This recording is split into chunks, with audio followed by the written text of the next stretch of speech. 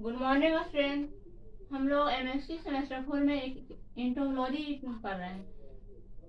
Entomology में हम लोग इंसेक्ट का स्टडी करते हैं। पेपर का नाम है सेमेस्टर 4 में इंटोमोलॉजी। अब हम लोग देखते हैं टैक्सोनॉमी। टैक्सोनॉमी में ऑर्डर ऑर्थोपेट्रा में presence of the 3 pair of jointed legs होता है। टैक्सोनॉमी में जो ऑर्डर ऑर्थोपेट्रा होता है उसमें 3 पेयर ऑफ जॉइंटेड लेग्स होता है। इस क्लास को इंसेक्टा बोलते हैं। बीइंग प्रेजेंट होता है सब class पेट्रीगोट and origin of being standard deviation is तो पेट्रीगोट। ऑर्थोपेट्रा का ऑर्डर द गिवन इंक्लूडेड रहता है। एग्जाम्पल में ग्रासहॉपर, लोकस एंड क्रिटिसिज्म। अब इसका करेक्टर देख लीजिए। They are a terrestrial insect and jump quickly. Orthoptera का करेक्टर होता है जो टेरिस्टेरियल होता है, इंसेक्ट में जंपिंग करता है।